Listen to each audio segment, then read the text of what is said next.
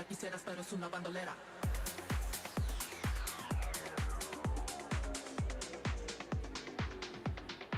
Pero es una bandolera.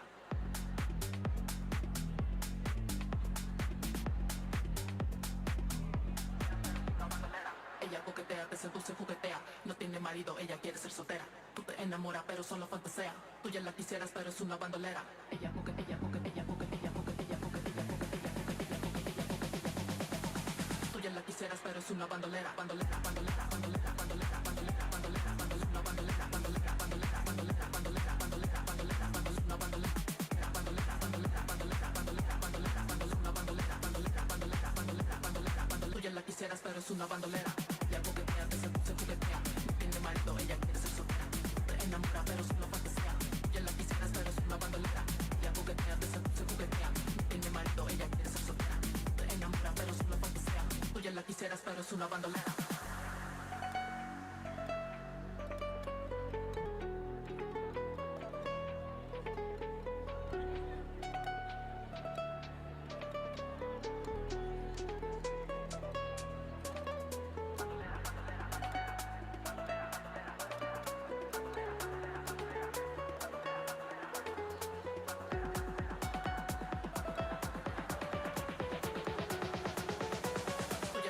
Pero es una bandolera. La bandolera, bandolera, bandolera, bandolera, bandolera, una bandolera. La bandolera, bandolera, bandolera, bandolera, bandolera, una bandolera. Ella coquetilla, coquetilla, coquetilla, coquetilla, coquetilla, coquetilla, coquetilla, coquetilla, coquetilla, coquetilla, coquetilla, coquetilla. Tú ya la quisieras, pero es una bandolera. Ella coquetea, te seduce, juguetea. No tiene marido, ella quiere ser soltera. Te enamora, pero solo fantasea. Ya la quisieras, pero es una bandolera. Ella coquetea, te seduce, juguetea. No tiene marido, ella quiere ser soltera. Te enamora, pero solo fantasea. Tú ya la quisieras, pero es una bandolera.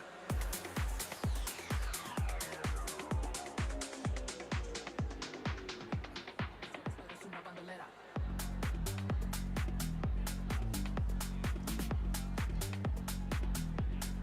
Una bandolera.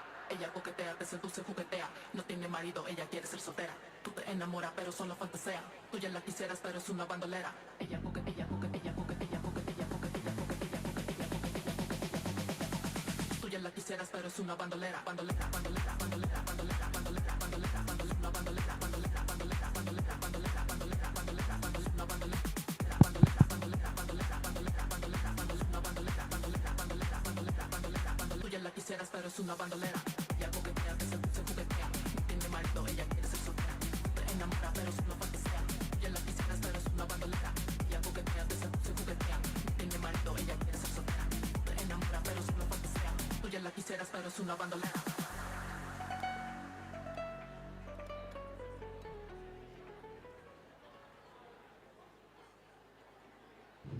Hello, hello. Good afternoon, good afternoon. Hello.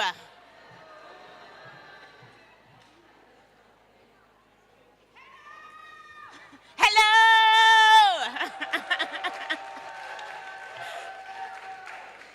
Okay, let's take our seats. Let's take our seats. People who are outside, if you can hear me too, come in, please. Let's take your seats, and then we can close with our plenary for day 4. So first, I'm sorry, because yesterday I said the plenary is here at 9. So if you came here looking for the plenary, that's on me. Sorry. Okay, so it's the last day of ICSW. And yeah, I know, speak to the Civicus people. You know Mandeep, right? Yeah. It's, we've had days, wonderful days, I think, with some sad conversations, some tough conversations, some good reflections, predictions, and ideas about the future, thinking about what we as civil society will look like, how we will meet the moment as well. As various days of plenary, I think that were really, really helpful. Who didn't receive a t-shirt, the Civicus t-shirt? I'm sorry. You are not going to receive it. But the good news is I received one this morning after days of haggling with Civicus for a t-shirt. So imagine if it took the moderator until the last day to get a t-shirt. But the good news is I'm not wearing the t-shirt today. So you're not missing anything out. If the t-shirt was fantastic, I think I would be wearing it. So, sorry, Catherine. You're hurt. But anyway, I'm sorry that there's not so many of them to go around. Again, there's no money, but we are so glad that we just could have been here to share the space and share the time. Yesterday, I was looking for David Kode, and there he is. Hi again, David. David was my supervisor also at some point in life. And the example I wanted to make was, if you are a supervisor of somebody today, I'm sure most of you are, just ask yourself, if your supervisee ever found themselves with a microphone, would they say hi to you in a nice way? Okay, so that's something to think about. If you have a couple of interns under you, just know that tomorrow they could be holding the microphone. Yeah. So thanks, David, for the wonderful years. It's good to see you. Okay, so I've got a couple of announcements again. To the plenary, we're going to run the plenary again this session in the same way that we have every day, starting from day one, where we will have somewhere a cultural performance. We will have the plenary session.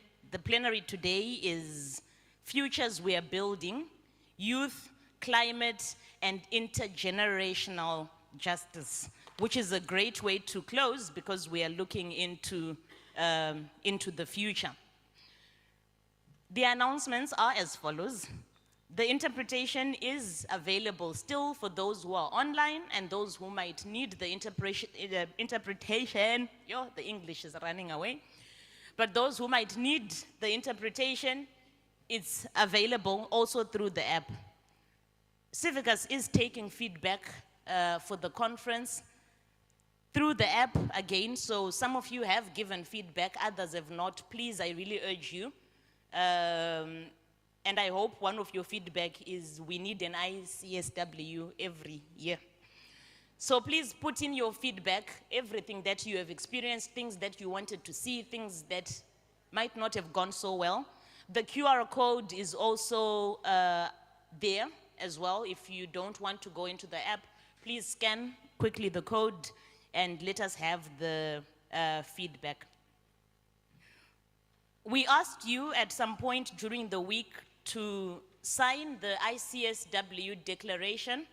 This was open to organizations only, and I'm glad to let you know that over 500 organizations have, thank you. An applause to yourselves. Thank you to the 500 organizations that have signed the declaration. There is a few hours still left to go.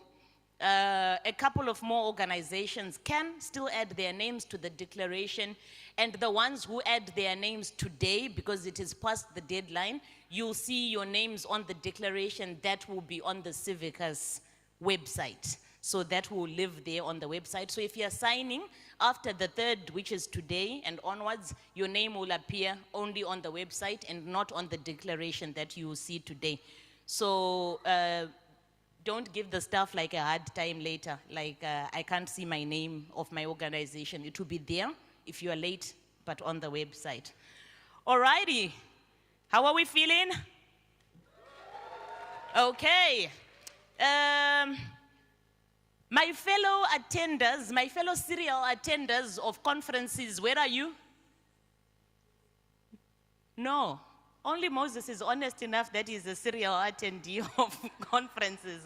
Come on, guys. I know I've seen a couple of faces here in a lot of conferences. But you're pointing to him. Okay.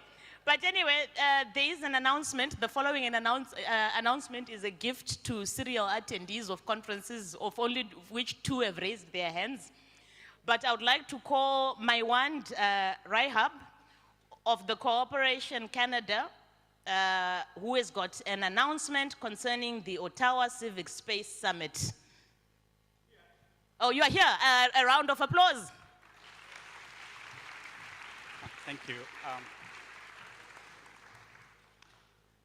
Thank you so much, Civicus and the organizers, for giving us a minute to make this announcement for the serial participants, but the rest of us as well.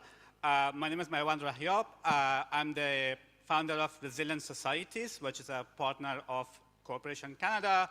So on behalf of Cooperation Canada and Resilient Societies, I'm excited to make this announcement that we are hosting the inaugural Ottawa Civic Space Summit next year on April 21st to 23rd for 3 days in Ottawa. You are welcome to participate. The summit has 3 key objectives: to defend, reclaim, and reimagine civic space globally, given the kind of threats and attacks that we are facing and the global repression and pressure that civil society is under. And so look at our website. If you go to the next page, if you don't know anybody else, we have our very own Mandeep, already a confirmed speaker. Yeah, please join us next year in Ottawa. You may have seen this card somewhere. If you haven't seen it, we will be after the plenary, we will be after the closing. And the outside we'll give you this, and there's a QR code that you can look at the registration. Registration will start on December 1st this year. Thank you so much. Thank you so much. Thank you so much, Maiwand, and please do the needful, the details. I think we're all there. So we have said it's the Youth Day today. The Youth Assembly has been gathering here. They gathered on 31 October as well. We have young activists in the room. They examined the challenges shaping civic space, from representation and disinformation to funding inequities and systemic discrimination, and produced a youth manifesto that reflects young people's collective vision and advocacy priorities. So I'm going to ask 3 members of the Youth Action team to join me, because they are coming here to present the youth manifesto that they have. So let's give it up for Rodrigo Cardosa, representing Europe. Come on up. Hands together for Ahmed Saad, representing MENA region. Hello. How are you? We split in the morning. Yes. Hello. And also Fatma Hidayatova, representing all the South Caucasus.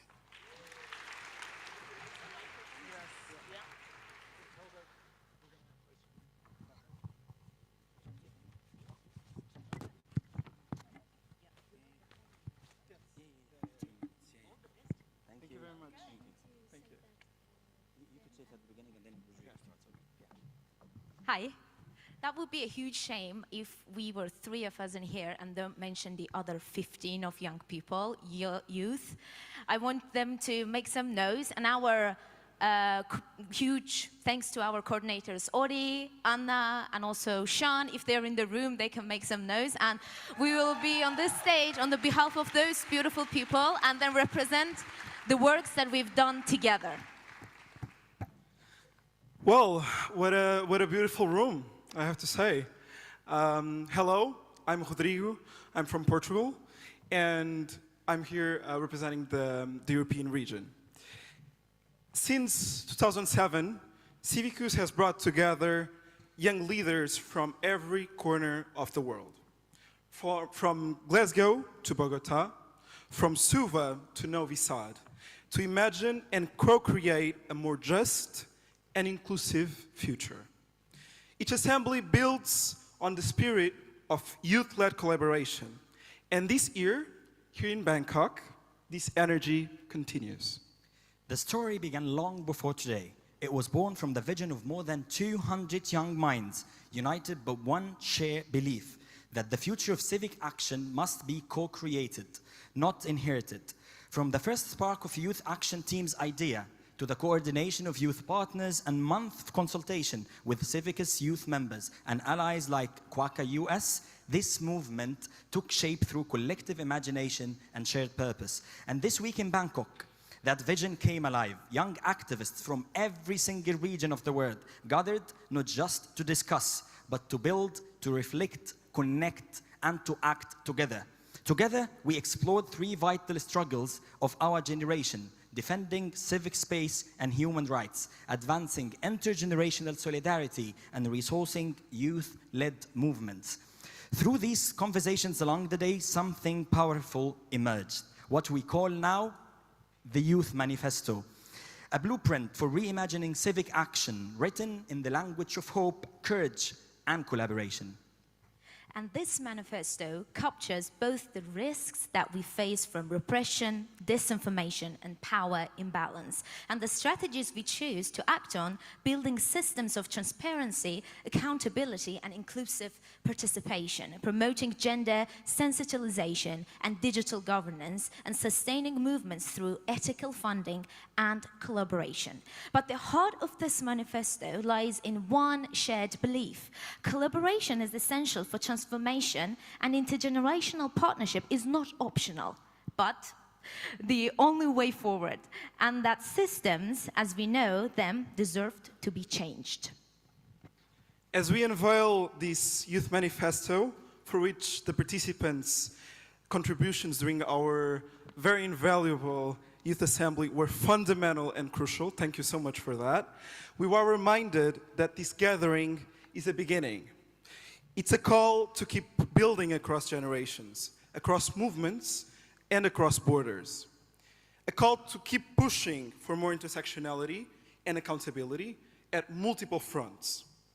We are the Youth Action Team, and you can count on our full commitment to drive this change forward, together, across networks and across regions.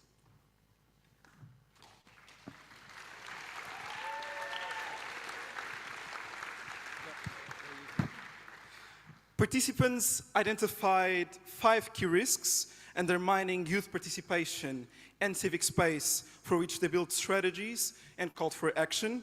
The first major concern was power dynamics. Across different contexts, exclusion from decision-making still is widespread. Young people are consulted, but too rarely actually heard. Marginalized groups continue to be left out of policy consultations, while generational hierarchies and rigid institutional cultures keep reproducing the same imbalance.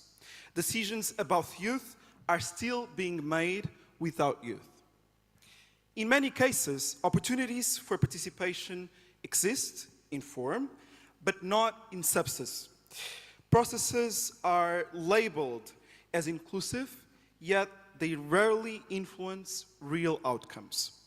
This weakens trust, and over time, it does discourage engagement. Structural barriers make this even worse. Patriarchal norms, cultural expectations, and persistent gender inequality continue to limit representation and leadership. Corruption, discrimination, and weak accountability deepen the gap between citizens and the institutions. The main risks are hence clear: systemic exclusion from decision-making, generational and gender hierarchies that silence new perspectives, and youth participation that remains largely symbolic. When human rights commitments are not upheld and youth structures lack proper funding, genuine engagement becomes nearly impossible. Moving forward requires a deliberate shift in mindset and practice. We need awareness, we need gender sensibilization, and all efforts that we can do to challenge stereotypes and promote equality. We must invest in young leaders. That's what we're doing here. Not only by inviting them to participate, because, well, that's not meaningful representation, as you know, nor participation, but by giving them the tools and resources to organize, advocate, and lead. And for that, we're thankful to Civicus. And when we are Youth-led media and communication platforms must be supported to amplify diverse voices and ensure accountability. And participation itself must be institutionalized, not just consulted once, but involved throughout the design, the implementation, and the evaluation of policies. Representation must reflect real diversity of our societies, ensuring that underrepresented communities and peoples have genuine influence. And collaboration between governments, civil society, and youth movements must be treated as a shared commitment and as a shared responsibility. Because participation is not a favor, is not, just a gift. It is the very foundation of legitimate democracy. The second major risk was repression. In many parts of the world, we're witnessing a rise in authoritarianism. Civic space is indeed shrinking. Repression persists through intimidation, persecution, and the misuse of law. Activists, journalists, and community leaders face surveillance, arbitrary detention, and violence. Legislation meant to protect rights is being weaponized against those same rights. That's the biggest hypocrisy that we're witnessing. And international mechanisms, though well-intentioned, often fail to respond effectively or in time. Still, despite fear and pressure, communities continue to resist through solidarity, creativity, and courage.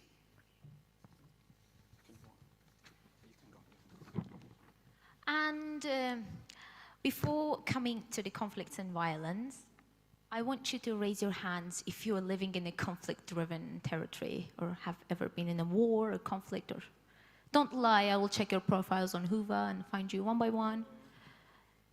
There we go. Yeah. So imagine that we are the generation have seen tons of wars and COVID, and coming from that hard times, and trying to build a sustainable and peaceful world for us. So let me be clear about the risks we face about violence and conflicts. Conflicts are being sustained for profit through conflict-driven economies. Human rights defenders are being silenced, and freedom of speech is suppressed. And powerful external actors interfere in our communities, turning local tensions into prolonged crisis. And who suffers? Young people, our futures, our families, and our hope. But we refuse to be passive witnesses to this injustice, and our strategies are clear. We must fight back against oppression while building collaboration and sustainability for social movements. And we are launching real-life social media campaigns focused on new democracies and making accountability visible and resistant, impossible to ignore. And we are also trying to take some actions. Young leaders and ordinary people must actively fight corruption. We must pursue the equal distribution of wealth and resources, not as a favor, but as a right. We need stronger protection for human rights defenders who risk everything to speak the truth to power. We must secure media protection against disinformation and misinformation, and identify funding for accountability projects that we can expose corruption and create lasting change. Now the fun part, money. Basically funding youth-led groups. I know you're not really keen on giving money to young people, maybe, but it's important. This fight requires resources, which brings me to our second critical demand, sustainable funding for youth-led movements. So right now the risks are crushing us, limited institutional capacity because we have never been given resources to build it, and shrinking civic space. So government pressure that scare away funders, many of us distrust state structures, yet we are forced to navigate international and local NGOs who become gatekeepers to our own empowerment. We have strategies to change it, strengthening ethical and transparent grant making, diversify funding partnerships with international actors, and promote flexibility. And some actions now, we will provide some training and holistic support to youth groups, create digital tools that directly connect donors with recipients. And we don't want only just Western-centric paperworks for those, and international NGOs must fundraise and provide grants ethically with flexible models that are essential for our survival and our ability to create the change. And now, round of applause for her. It already started, I didn't start it. Okay, so, so the fifth one is the misinformation and digital oppression, and let me be very fast, I think we are missing time, so let me be very fast about it. So we have discussed lots of things related to misinformation, and in our experiment we discovered that misinformation and digital oppression are not just online problems, they are power problems. And to go directly to the conclusion of the strategies and action we have suggested as young people in our youth manifesto, we imagined that we believe that every person should be equipped with media literacy, critical thinking, not just as a skill, but also as a civic right. So we called for compulsory and tertiary education for media literacy. As geography, as languages, it should be compulsory. We called also for community-led education, where youth organizations and CSOs shape digital learning and bridge cultures through creative storytelling and gamification. And we also demand international accountability, a multilateral body where governments, tech companies, activists co-create standards rooted in human rights, not market interests. Because the internet shouldn't be a battlefield anymore. It should be a common space where youth travel faster than lies and where young voices are amplified, not erased. We have now shared 5 risks, 5 truths that young people live every single day. But more than risks, they are reminders that our generation is not waiting for permission to lead. Each strategy in our youth manifesto is not written in isolation. It was born from collaboration, from the courage of those who resist repression, from the creativity of those fighting misinformation, and from the persistence of those who keep building movements with no funding but endless hope. Our message, final message to this big room full of people, to leaders, organizations, analyze. It's simple. Don't invite us only to speak like this. Invite us to decide. Don't fund us only for projects, but invest in our transformation. Don't consult us for validation, but collaborate with us for sustainable change. Because, and it might seem a little bit weird, youth are not the future. We are the present, shaping what comes next. So this youth manifesto that you see is our commitment to reimagine civic action. But its power depends on all of us. Across generations, across movements, across borders, it depends on all of us. So today, as we close this amazing presentation with my colleagues, we ask you to make this pledge too, to build power with youth, not for youth, to make solidarity not a slogan, but a structure, and to remember systems can be rebuilt, but only if we build them all together. Thank you.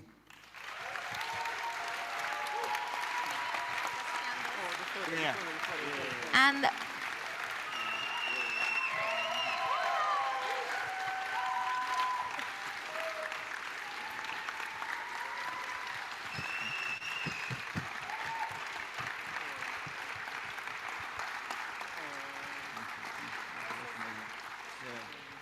And all the words aside, go and scan this and sign it, okay? I mean, please do. Yeah, Please do. we were doing this presentation for this. Thank you so much. Yeah, thank you. Thank you. Thank you, thank you, thank you, thank you, thank you. This was really lovely, and thank you. The youth is today, it's not the future. And thank you for operating on the same wavelength as me today. I see green is the color also amongst the youth. Who else is in green? Who else got the memo on the wavelength? There, yeah. Green, the color of hope. So we are closing in hope. So we now move to, we've got a performance by a band that is called The Commoner, as in The Commoner. So let's give it up for The Commoner as they give us a couple of pieces.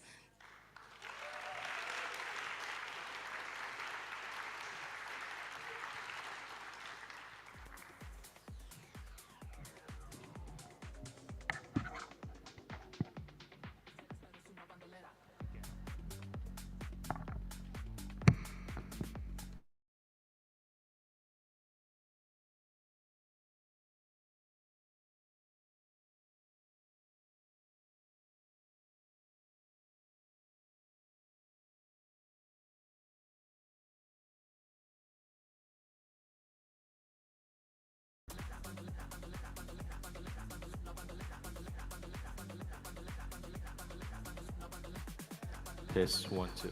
Hi, everyone. Hi. We are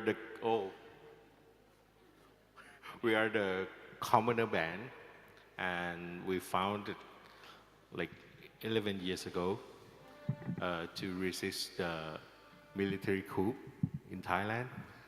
Our band members faced more than 40 legal cases. We have more than 40 cases along our 11 years, and yeah, after we know about the bad news about the royal family, we think that okay, can I perform here now? So, but fortunately, we still can perform here, because you know in Thailand it's like it is vulnerable issues to talk about these issues, and Thai politics still struggle on those kind of issues. So we use our music to as a tools to bring the people out of the fear, especially when they are behind the bar. They use our song to keep survive in this country. So please listen. Our first song is Solidarity. The melody is from South Korea. So anybody else from Korea here? Okay. In Gwangju Uprising, you have the famous songs, right? What is called that song? Huh? Okay, we will not remember it. Sorry, but okay, this song influenced our movement a lot. Paradon band, they are the workers' bands, and they compose and rewrite the lyrics in Thai. And now we want to play this song. That song is talk about how students, farmers, and workers unite together to change our situations and to create the democracy. So let's start.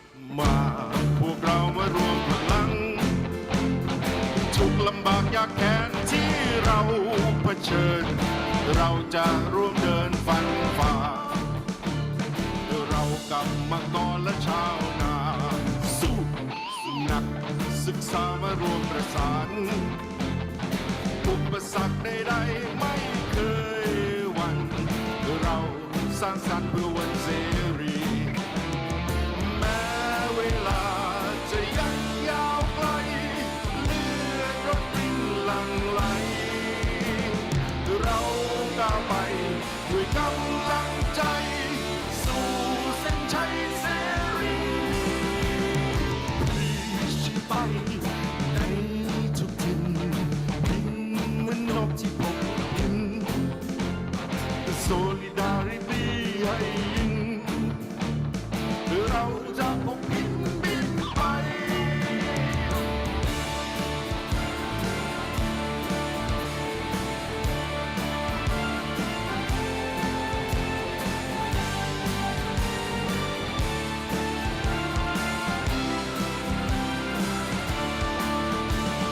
มาพวกเรามารวมกันต่อสู้มาพวกเรามารวมพลังทุกลำบากยากแค้นที่เราเผชิญเราจะร่วมเดินฟันฝ่า Clap your hands เรากรรมกรและชาวนาสู้นักศึกษามารวมประสานอุปสรรคใดๆไม่เคยหวั่นเราสร้างสรรค์เพื่อวันเสรีแม้เวลาจะยังยาวไกลเลือดรถรินหลั่งไหล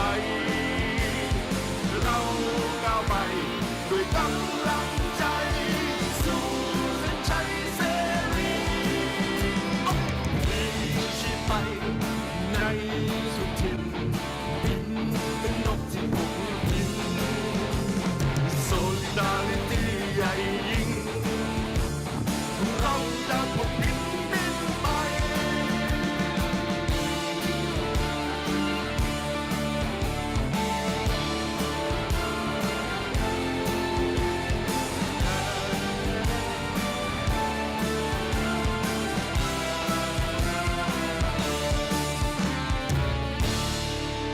Okay.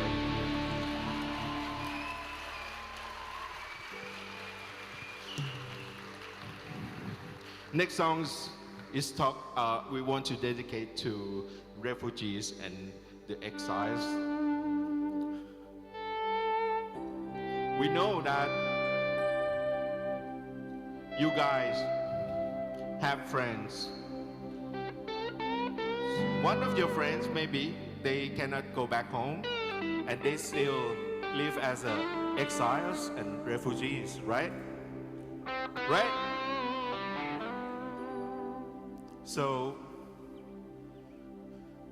we wish one day they can go back home safely. And if they cannot go back home,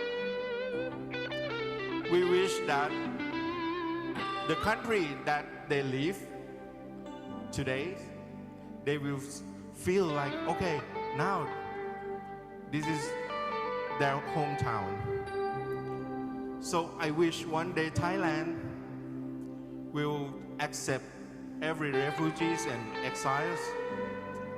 We wish one day our friends will feel like Thailand is their home too.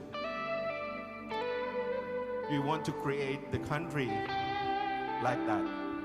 The country that everyone feel like this is our home and live together. So out in the intro part, we have some melody that we want you guys to sing with us. Please listen and sing together.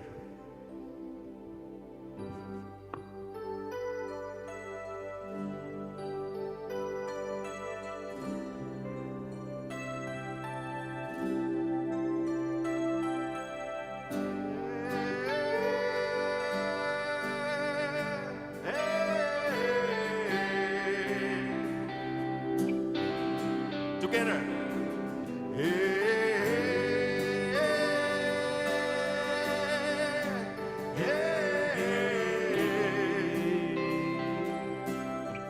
Again.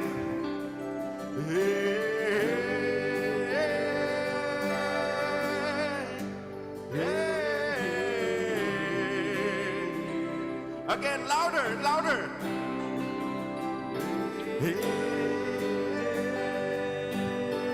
Louder. Again.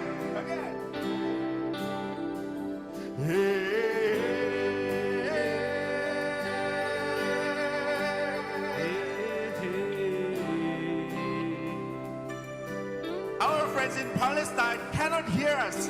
Louder. Our friend is Rohingya cannot hear us. Louder. Louder.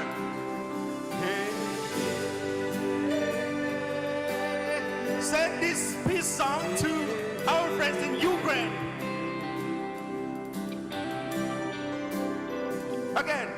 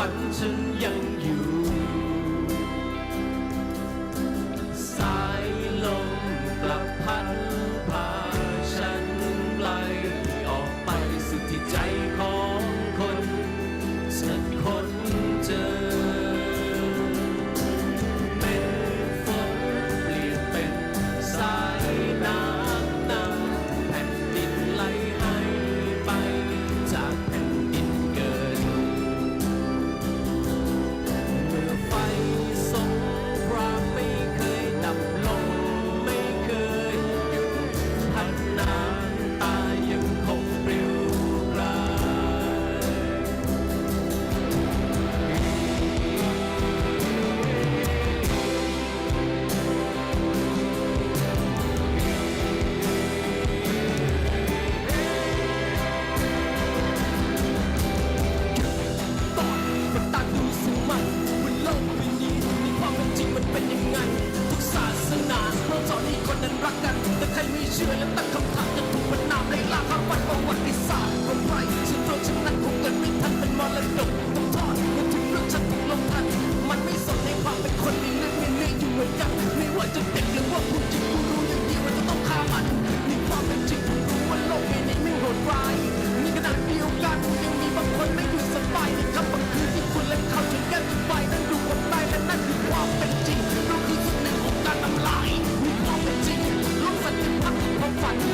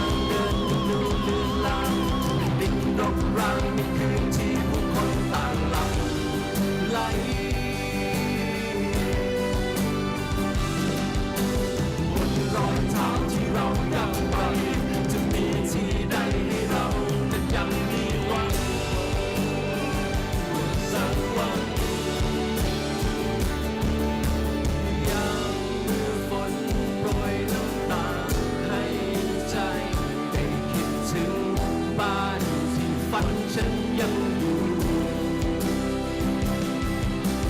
สายลมกลับพัดพาฉันไกลออกไปสุดที่ใจของคนจะค้นเจอ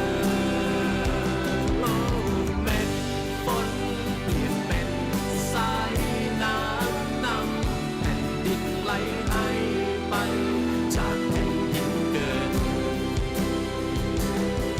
เมื่อไฟสงครามไม่เคยดับลงไม่เคยพันน้ำตายังคงปลิวรายแต่กลับไปไม่ได้เดินต่อไปก็ไม่เจอ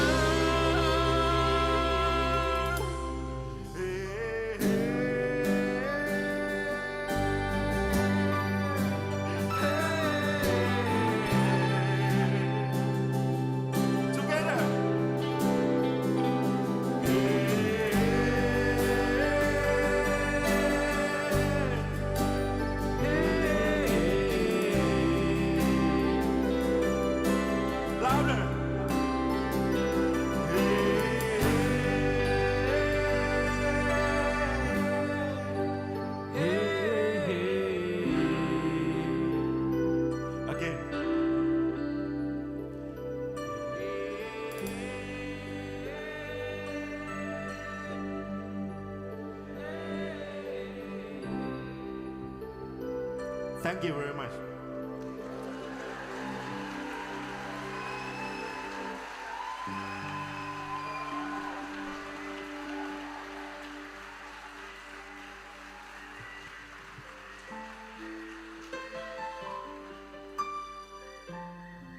The last song is I Want a Better Life.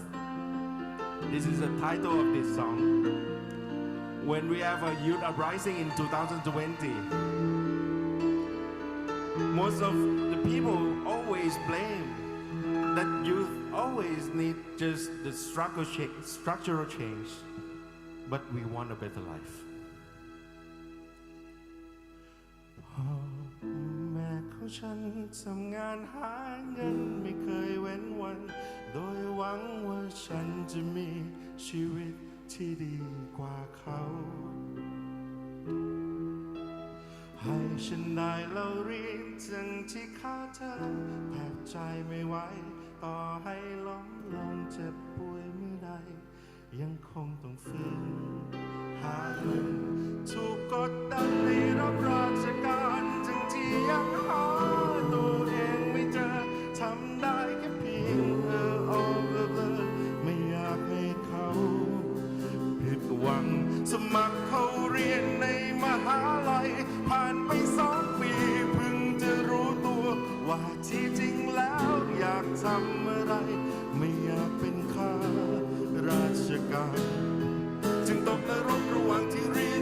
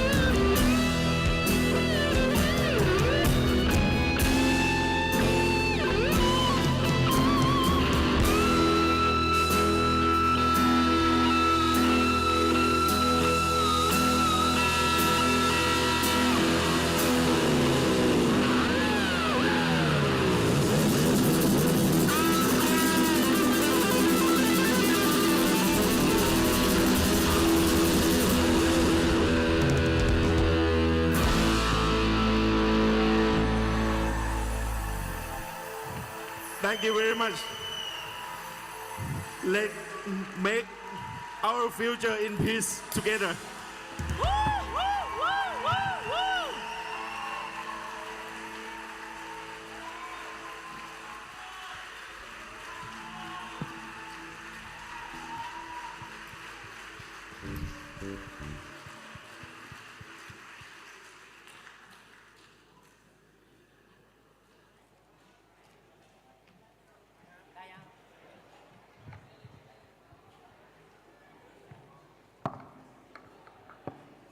Amazing, amazing, amazing. Another round of applause. Woo! Thank you, thank you, thank you, thank you. Thank you to the Commoner Band. That was simply amazing. They make it look so effortless. Makes me think of starting my own band. No? No? Okay, thank you. We have a message online from Naila Forke. Naila could not join us, but this is the CEO of the Arab Foundations Forum who deliver a message online. Thank you.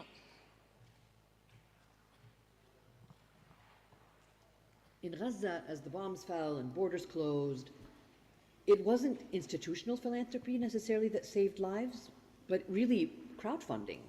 It was you and me and millions of other ordinary people around the world who refused to look away and who refused to be silenced.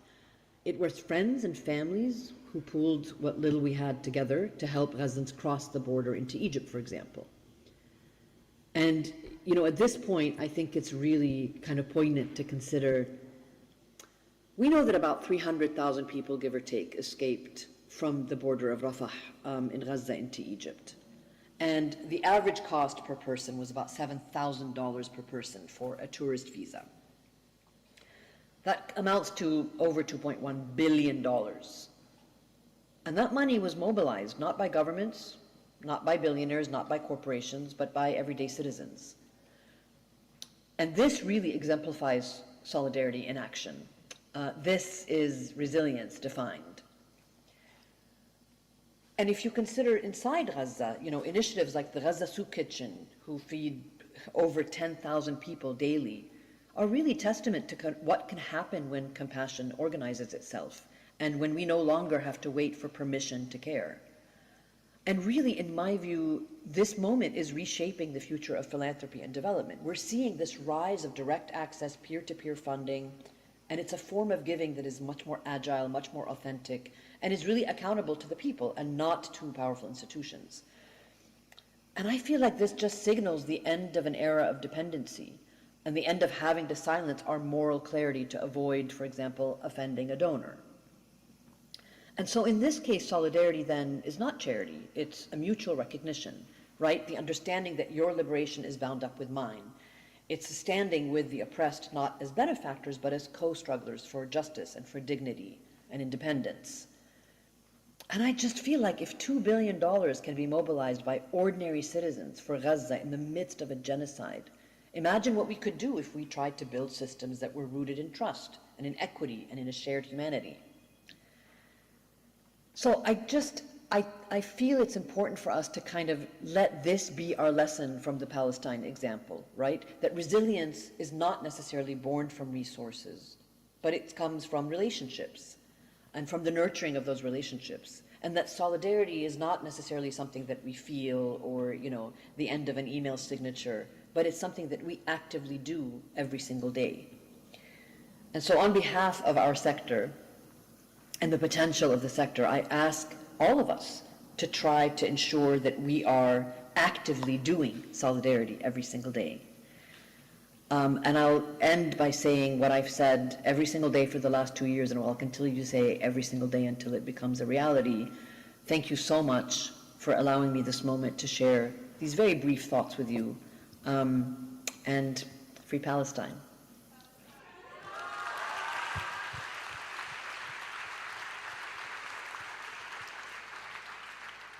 Thank you, Naila, and indeed, Free Palestine.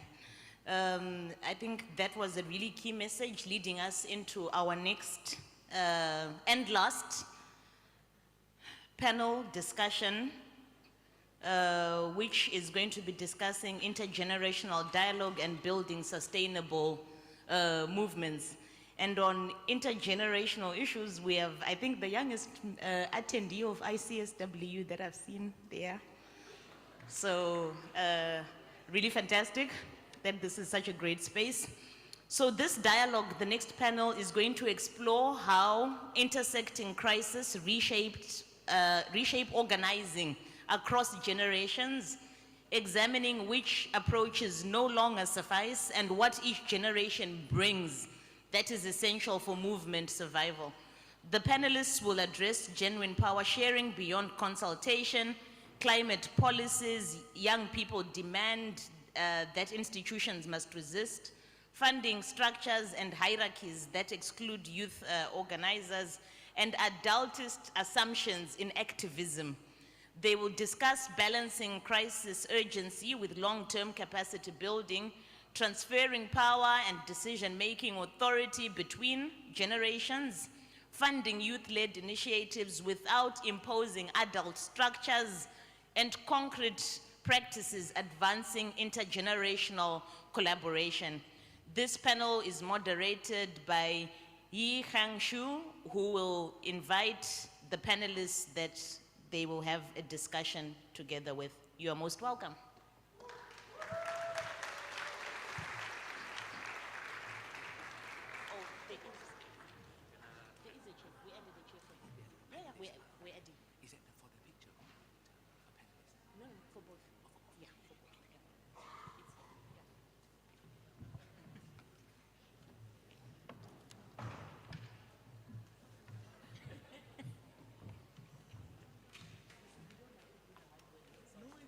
My activist.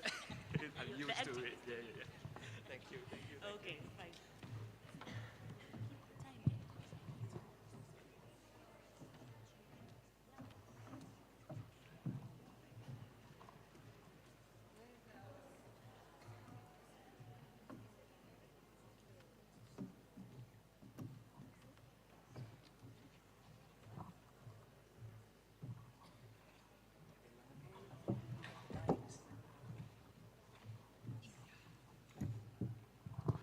Mic test, 1, 2, 3. Hi everyone, good afternoon everyone. Welcome back to our plenary. I'm not too sure how we can top from the amazing band and music, so I think Mihailo is gonna perform later, right Mihailo? No? Cool. Hi everyone, once again it's really wonderful to see you all, and it has been a really incredible 4 days of exchanges, reflections and connections. And also maybe us trying to find our way through different venues and trying to see if we can clone ourselves, right, across different sessions. So before we start this panel, I have 2 really exciting things I'd like to share with you. The first thing is, if you see on our right, there is actually a portrait, a painting that is actually co-created by all of us during ICSW. It's actually being initially drawn and prepared by Suleiman from Art Lots. And Art Lots is an organization from Afghanistan, and they have a campaign, I Stand With You, and highlighting the women's plight and gender apartheid in Afghanistan, artlots.co. I recommend you to have a look at them. But this picture and this painting basically embodies the diversity we have in the room, and there is a co-created product that's tangible, and we can have a look. I think there are some empty spaces there, and I'm sure Sulaiman later will invite some of you to write down some of your messages and add your fingerprints to the picture. So thanks Sulaiman, and thanks everyone. Sulaiman is there. And the second thing, you're probably wondering, you know, the maths don't really add up. There's 5 pictures and we have 6 of us. I just wanted to say a huge thank you to Fatima, who is joining us rather ad hocly. We just invited her and told her, you know, we need you on the panel as well as a young person. Thanks, Fatima. And woo! And also huge thanks. I think something that I really respect is our panelists and also the organizers for being so flexible. So I'm a young person myself, and I think this is not common. You know, this is not easy where you say, we need to have more spaces on the table. Let's create it immediately now. People will say, let's wait 10 years later, right?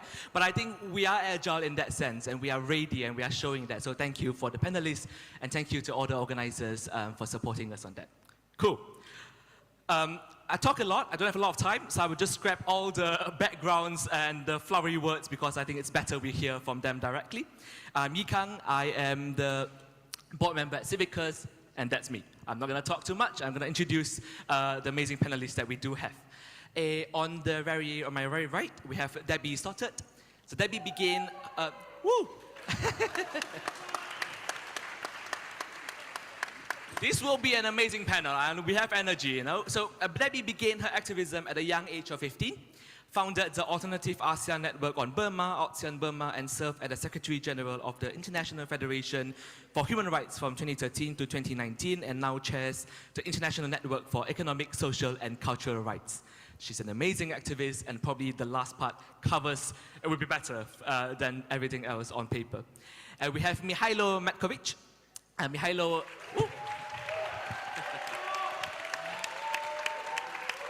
Mihailo is a passionate youth advocate and a two-term member of the Civicus Youth Action team who was also part of the Serbian students movement and is now pursuing his master's in literature and modernity at the University of Edinburgh, focusing on conspiracy as a postmodern human condition.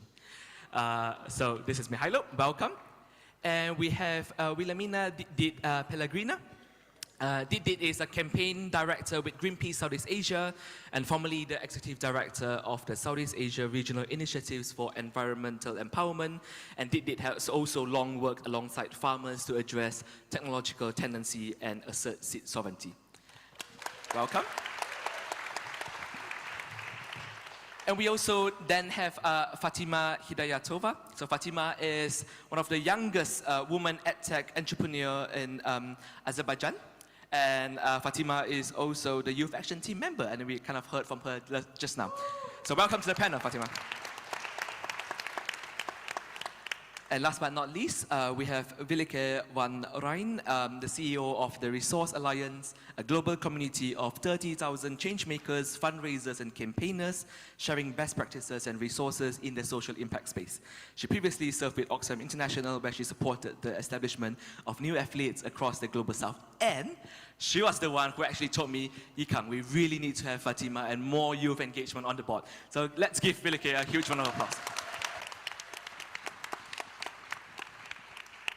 So a bit of housekeeping. We know we are short of time, 15 minutes together, and a lot to cover. So I will try my best to keep all of you on pace, and I will gently nudge you as we go. Cool. Let's dive in. First, let's start with you, Didit. In your work with Greenpeace, you have experienced multiple overlapping crises, which includes climate breakdown, political repression, economic inequality, corporate overreach, and the manipulation of public discourse online. So how are these realities reshaping the campaigns you lead and the communities you mobilize? What still works and what doesn't in the climate emergency we face today? First, good afternoon to everyone, and yeah, thank you for the invitation to have me here. Now, as most of you know, it's much more complex and it's much more chaotic world that we live in. So before, we could easily just design campaigns like you have an issue, okay, and then we analyze it, make sense of it, and then implement a campaign. Now, more and more, we need to change our campaigns to really find time to test and also experiment, to sense, to probe, and then to respond, even immediately act, and then see how communities or how our audiences are actually responding, and then before launching our campaigns. And I'll give you an example. Now, recently, and a shout out to Indonesian colleagues, our experiences in Raja Ampat. It's a campaign against nickel mining, which is actually causing deforestation in Raja Ampat. And Raja Ampat is really a very beautiful place. It's a World Heritage Site. So here, we apply the usual Greenpeace classic campaigning. Solid research and investigations, went to the field, investigated, launched a report, expose, organized a nonviolent direct action confronting the government through the Critical Minerals Conference. typical Greenpeace, we had a banner and then confronted, and then that was it, right? Like, so that's classic Greenpeace. But then again, our colleagues, which are mostly from Gen Z, said, that's not enough, So we had to study and also learn, like, who are our audiences, understand what the Gen Zs are actually talking about, where they are. And my colleagues came out with, what else? A TikTok, right? A TikTok video of that action, which basically traces back why we're doing this thing. And surprise, that video raked in 16 million views all over Indonesia. And that 16 million views, that virality, which really even, really surpassed our expectations checked all our metrics for 3 years. So my colleagues are asking for bonuses this time, like where is it? But that virality and that hand by the Gen Zs and that command of the Gen Z on that platform really resulted to that win. So the government and the president had no choice but actually to suspend the licenses of the nickel mineral miners in that place. And yeah, so that's a success in that sense. So it's much more complicated, it's much more challenging, but also the role of youth and the platform and the command of the platform really makes a difference. It's a combination of the old strategies and tactics combined with new ways of working and campaigning. Amazing. Thank you so much, Edith. Seems like the challenges are compounding, but like new ideas are coming up. That's amazing. Mihailo, turning to you. Firstly, I'm really curious about your outfit, so if you can just tell us a little bit about it. And from your perspective as a youth advocate, right, what has your generation learned about building power and organizing movements in this moment of compounding crisis? For example, in the Serbian movement you've been part of, there is the use of plenums, which is horizontal direct democracy assemblies. And can you explain how that model actually works in practice? And how did it really challenge the traditional and sometimes often hierarchical structures of established NGOs, for example, and what lessons might that offer for all of us? Okay, wow, thank you. I think you are more breathy now from reading that question than me running up the stairs to go to the loo. I'll try being under 3 minutes, but it's a really complex question, so let's start in some order. When it comes to plenums, it's really not something new. It's just a fancy word for an assembly. Unfortunately, in many regions, I'd say and argue, it is something new when young people try to do it, so there was lots of learning curves, lots of things to figure out along the way. But basically what we did is we assembled within our faculties and universities, and we decided to make decisions. As I said, it was not an easy process. It required us to learn lots of things, to be introspective and question things. It worked well in the beginning. At some point, we had to rethink it, and that rethinking and reimagining of what can be better, I think that's what we've been doing for a couple of days here, so it mirrors reimagining civil society as a whole. That segues me to the second point I wanted to draw our attention to, and that's hierarchical traditional models that some established NGOs and INGOs still use. I would say that civil society exists to fill in the gaps when government and institutions are failing to provide certain services and secure certain rights. As such, once civil society starts mimicking hierarchical structures and authoritarian tendencies, it makes no point, because then there's no space, there's nobody who can actually change things. I think that blindly following any structure or hierarchy without questioning it, whether in academia, whether in law enforcement, etc., really leads to a tunnel vision and single-minded approach. Back to plenums, as I said, not something new, but unfortunately my generation didn't really have a nice example of what direct democracy looks like, so we had to basically reinvent it, or invent it, because it somehow came from us. And as I said, lots of introspection, lots of learning, and not giving up, not looking back, because we put lots on the line, and we risked almost everything, so that kept us going. And people joined because not joining such a journey would be disrespectful, let alone, at very least, cowardly, so yeah. And thank you so much, Mihailo. And Fatima, can I quickly come to you? Like, in terms of building an inclusive and resilient social movement and space, what are the challenges and perhaps opportunities that you are seeing as well as a young person? Okay, first of all, I think if we're talking about that intergenerational and we're all together in that movement, usually young people are waiting for permission, and there is a system that we have to get a permission in order to reach something.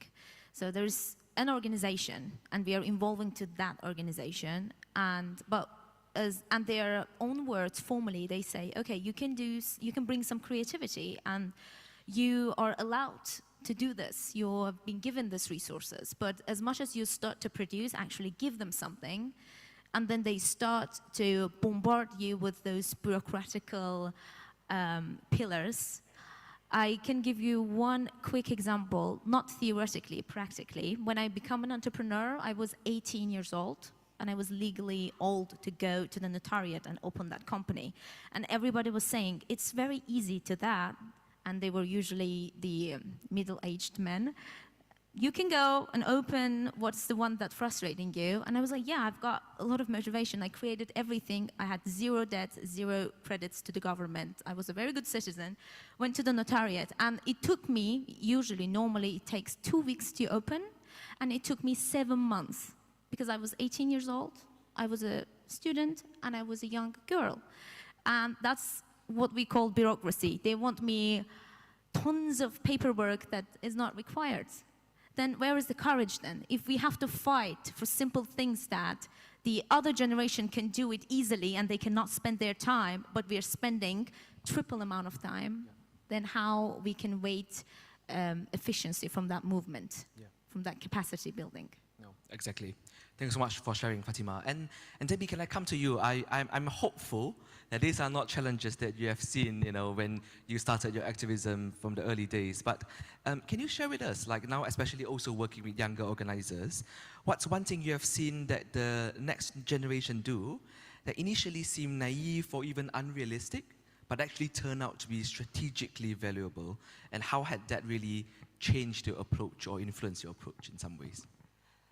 So many examples. Which one do I choose from? I think one of the things that happened very early on was we saw that many young people felt they had to be NGOized and follow bureaucracy, and they were worried about not being trusted with money. And so one of the things we did was, we know that there are a lot of people, older people in the room who get paid tons of money on consultancies. They don't have to account for anything except for the deliverables. So we made mini consultancies, and we told the donors these are mini consultancies, and young people can, in our youth program, they actually applied for money. We said just give the idea and share what you learned and what you delivered. No accounts needed. And 2 young women did a Facebook Live. They said there was going to be elections in Burma, Myanmar, and they said we wanted to ensure that we want to advocate for political parties to have anti-racism, anti-discrimination policies. So we're going to do a Facebook Live. And we said, so what are you going to use the 1,000 for? Oh, for the speakers, and these 2 media organizations will give us technical support. Okay, yeah, go get it. Just send, which account do we send the money to? When they reported back, they said, oh, we got a lot of hate comments. And 168,000 people watched our Facebook Live. And I said, 16,000? He said, no, 168,000, here's the screen grab. And I was like, okay, for $1,000 without restriction. And a few months later, I checked again, it was 175,000. So that experiment basically told us, firstly, I don't tell young people what the restrictions are. I don't tell them what's not going to work. I don't tell them how complicated it is. I just keep quiet with an evil smile. And because they don't know about those boundaries, they just go and get it done. Yeah. So I think one of the things that oldies like us, and because the first activism I did, my principal came and said, I know it was you. It's the wrong way. That's not the right way to do things. And I just thought, okay, I will do more of that. So I have to keep on applying what I gain from as a 15-year-old to how we work with young people. But also I have to recognize that young people are experts in their own right. They're not just there to give us advice. They're not just there to consult. And we have to recognize that power, because we, as older activists, need to recognize there is a difference between apprenticeship and mentoring. We should not pretend to mentor when we are treating our junior colleagues, our younger colleagues, as apprentices. That's not the way to do it. And we have to be continually reminded. And I must say, I'm really privileged to be a friend of Miho, because last year, you know, some oldies was just saying, oh, young people, they don't have staying power, they're wishy-washy, you know, every time we see different people from this group, we don't see the same people, blah, blah, blah, blah. And so, you know, they were just standing there trying to be polite. And I got so pissed off, because the thing is, in my generation, I could work on a weekend and I had enough money to pay the rent and pay my bills. Now, people have to work full time just to be able to survive. So how do we expect young people to work for free, to have that energy and that persistence? The whole system is created to divide young people from each other. We cannot expect young people to be this homogenistic mass of people. The lived experience of young people, we have to recognize, is very intersectional. Even in one country, young people living in a rural area would have a different experience from living in an urban area. So I think we do need to remember that, as we said, young people are now. They're not the future. They are my partners. They're not my juniors. And I have a lot to learn from them. But also we have a lot to learn from each other. So I think this is an ongoing process. Sorry, I went over time. No worries. Thank you so much, Debbie.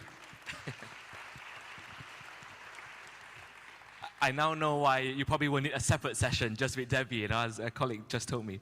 So, Willie K, can we bring you in here? I think we are hearing a lot about money, about funding, and in your resourcing work, how are you seeing generational differences playing out in organizations, how they raise resources and build their base of support? And is there an example that you can share with us on how that shift is visible or even possible? Thanks very much. And first of all, yeah, of course, if we were looking at the sector and civil society, you know, we have been unbelievably hit by the cut in funding. And we can identify all kind of new resourcing opportunities, but we need a transition moment. You cannot cover 100 billion that has been lost overnight by other income sources. So maybe a message to every funder in this room: help us fund that transition process, to really look at localized funding, to look at alternative sources. Yes, they are out there, they're definitely stepping up, but we need a transition moment to make that happen. What do we see happening? Of course, as Naila already mentioned, if we're talking about solidarity, and if we really look at philanthropy, the love for humankind is happening by everyone. We see a lot of changes happening in localized fundraising. That means individuals are stepping up. That's everyone, but it also sometimes means that we need to meet people where they are. So I wanted to give an example of Amnesty in Argentina that really wanted to reach out to young men that are shifting more and more to the right, that are actually preferring a dictatorship at the moment over democracies. And they wanted to have a dialogue with them about human rights. They are not doing their usual activities, you know, saying this is how we usually reach audiences.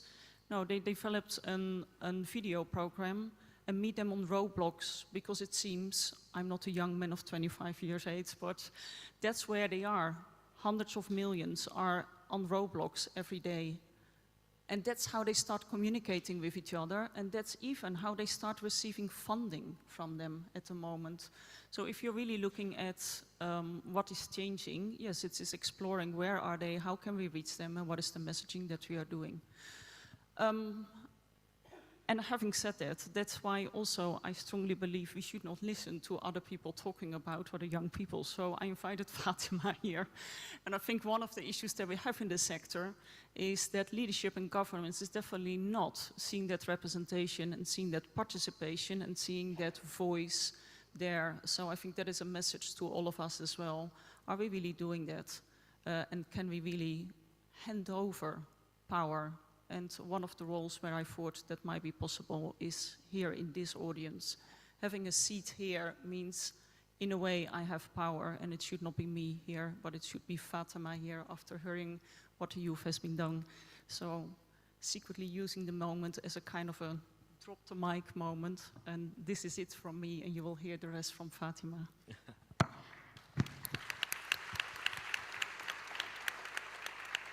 Yes, Fatima. And on commenting on that democratic processes, I'm coming from a very small area, but it's a very critical area. It's South Caucasus, and there's a country in South Caucasus called Georgia, which the people in that country were fighting for their democracy probably over a year, and every day they are in the streets. But what things changed, if you ask me? Nothing.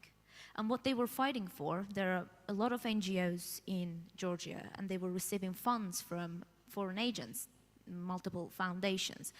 And whenever the pro-Russian government came into power, and they cut all the fundings who were receiving the funds. And Georgia is a country that don't have internal resources to fund all of their non-governmental organization. Basically, people were fighting, they were getting arrested, but they are not stopping.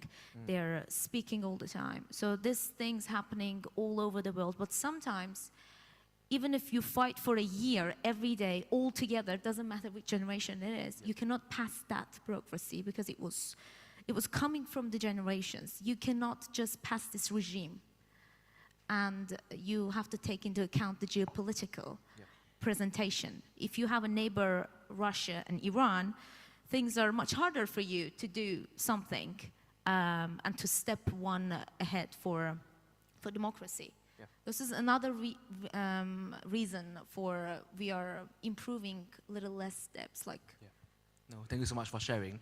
And I think an overarching theme, what I'm hearing is that we are all, what's hopeful is we are all trying our best to do something good, but then how can we do good better? And is there any ways that we can unpack some of those power dynamics, structural barriers, and what's next? How can we unlock that? So maybe, can I shift that a little bit to Dit and Mihailo? I would like to hear from you all on power sharing and how it can go beyond tokenism. So with Dit, in what kinds of climate actions or campaign tactics do you think are younger activists now demanding that established environmental organizations or even funders often resist? And how do you navigate those tensions and without compromising what needs to be done?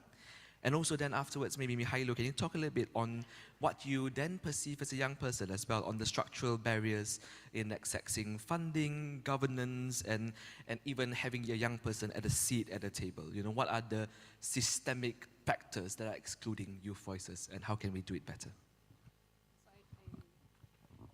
I speak from experience because Greenpeace Southeast Asia works with youth groups and young people.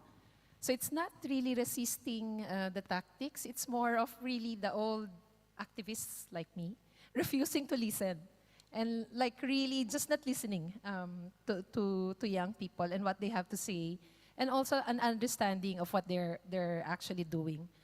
From what we see, or from what I see, actually, for young people or young activists, online activism is hardcore activism. But for old activists, it means activism is getting to the streets.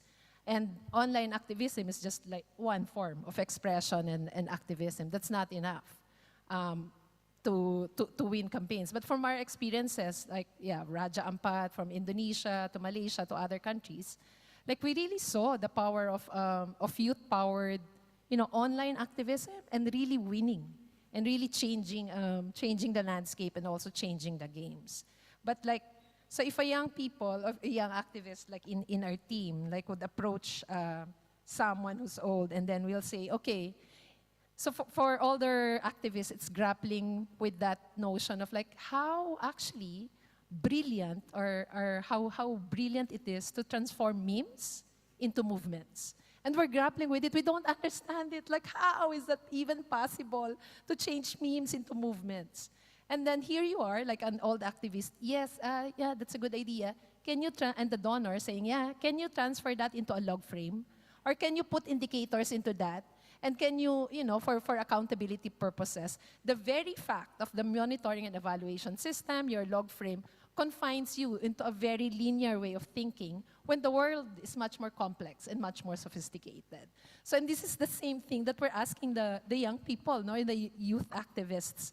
And that's a barrier to bringing much more that genuine participation and really action of both the young generation and also the old activists. Exactly. Thank you so much. Nipuna, maybe we can do a Civicus meme at some point. And Mihailo, go ahead. Yeah, thank you.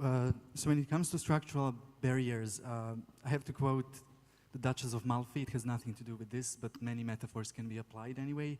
Sad tales befit my woe, I'll tell you some.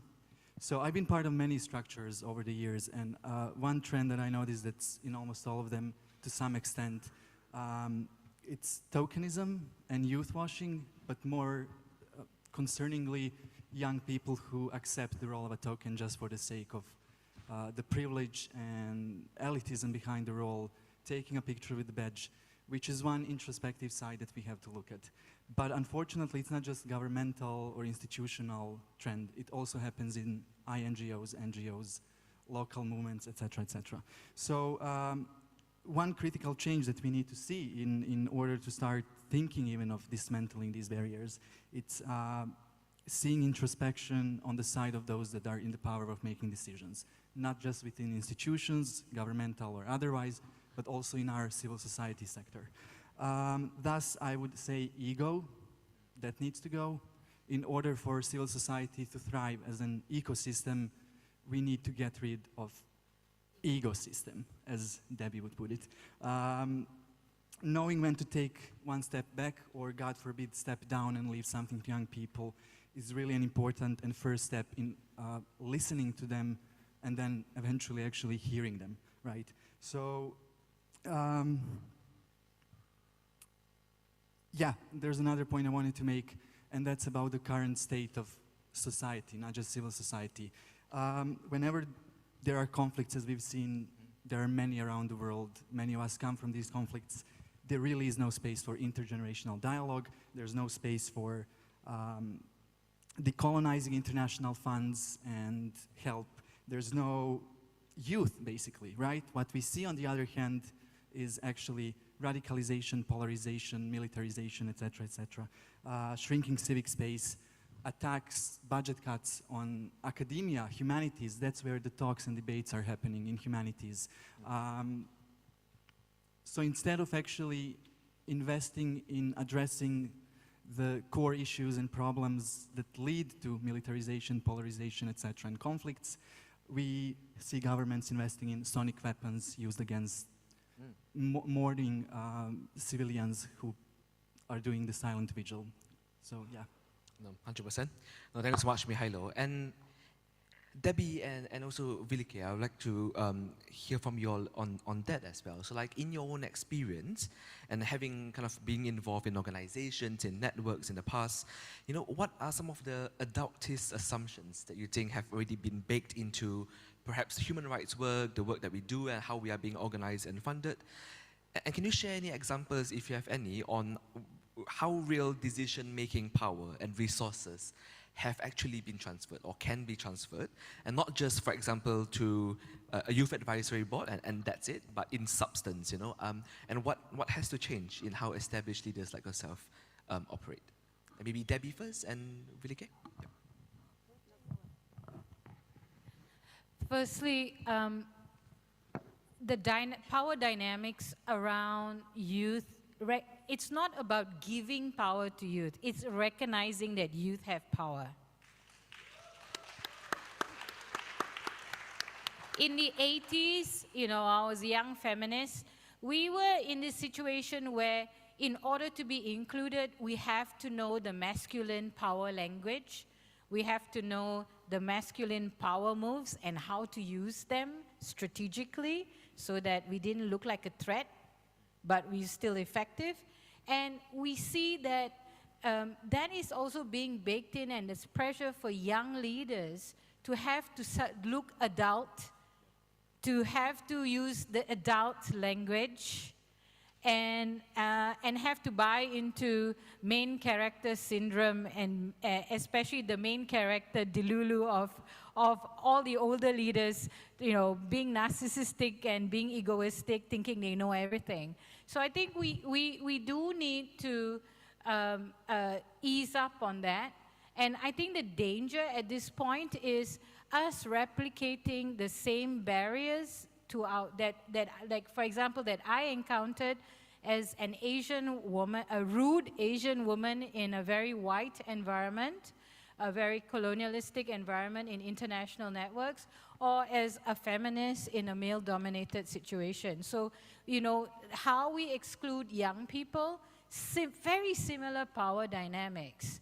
And so we do need to recognize it's not our job to empower young people. It's our job our responsibility and our duty to recognize their power. And that's one thing that's really, really important. The other thing is, you know, the attitude like, oh, our generation fucked up the system, we fucked up the environment, climate's a mess. Here, you lead now, you fix up this mess.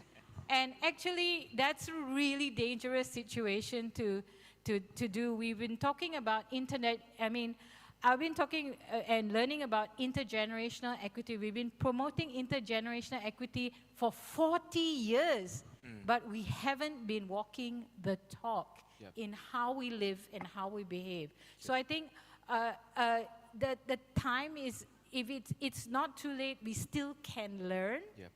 And we can make those spaces.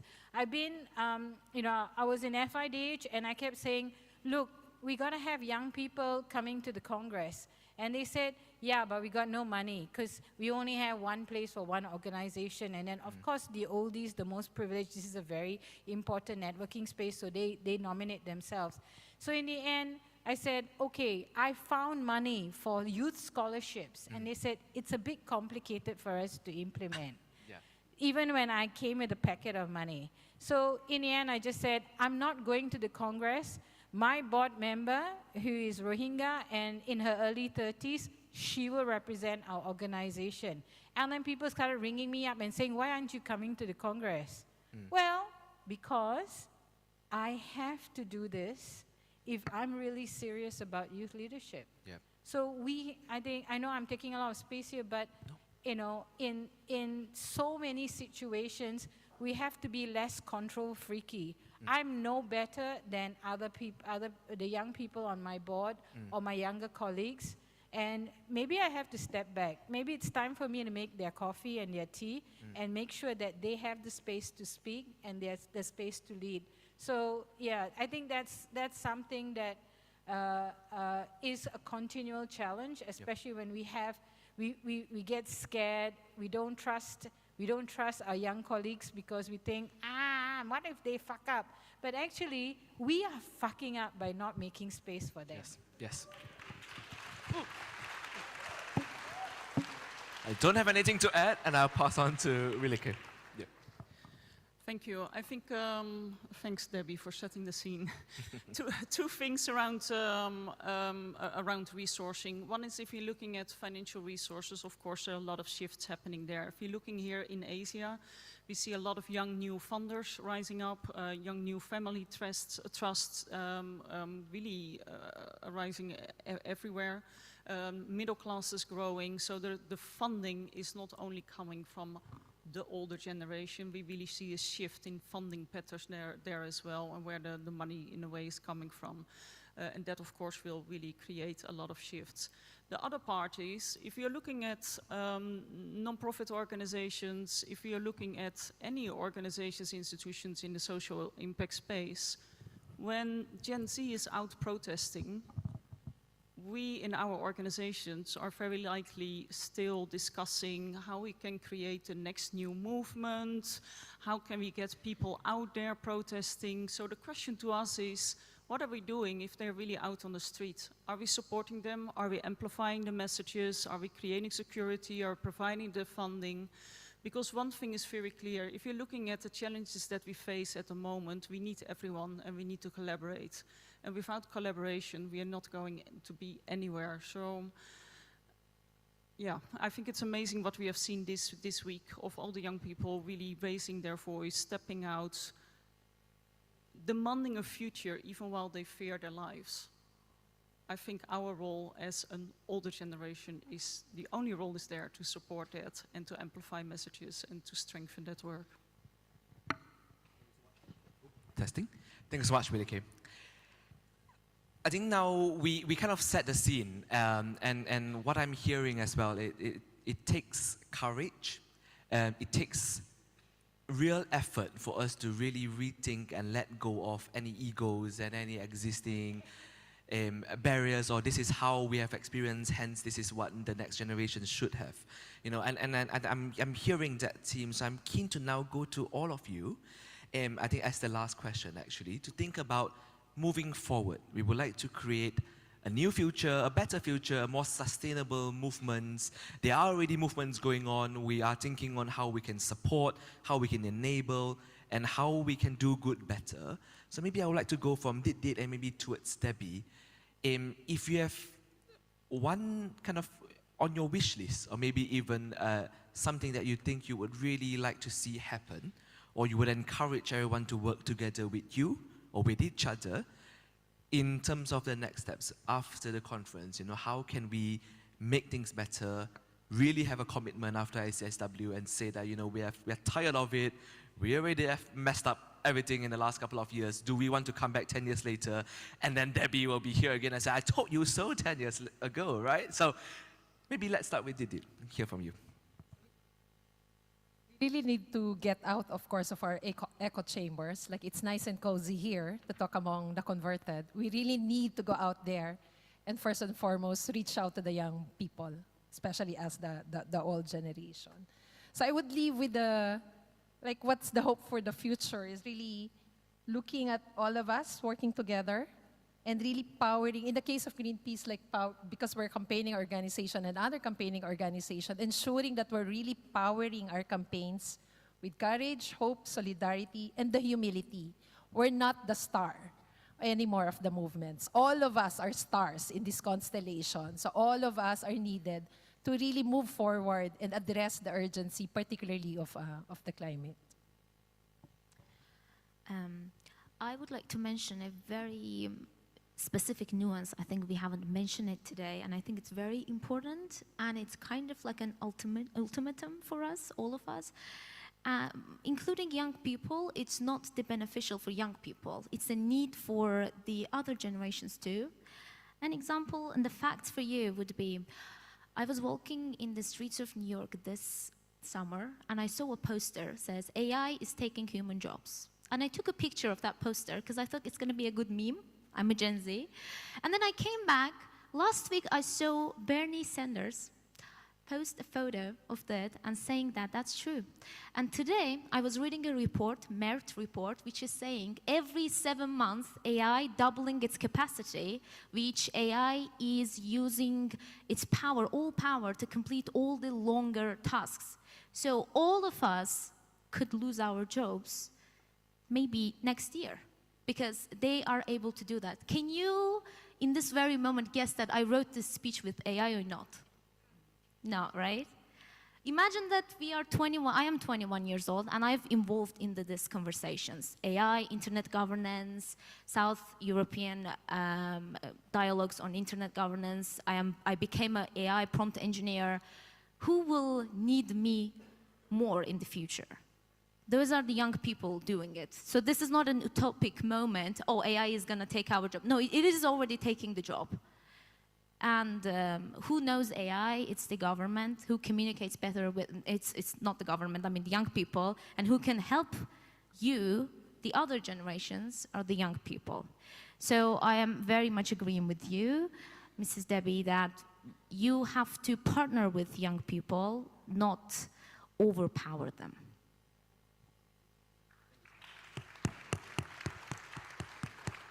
Thank you so much, Birke.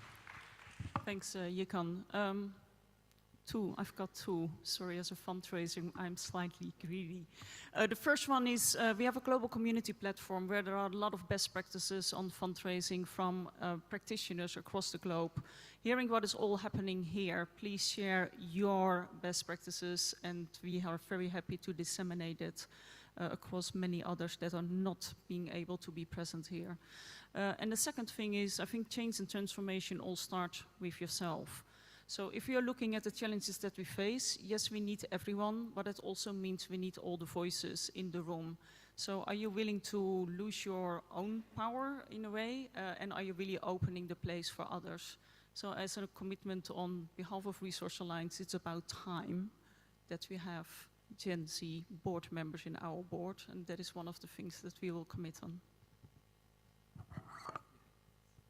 Well, I was going to give my space to Debbie. I think she would do a much better job than me.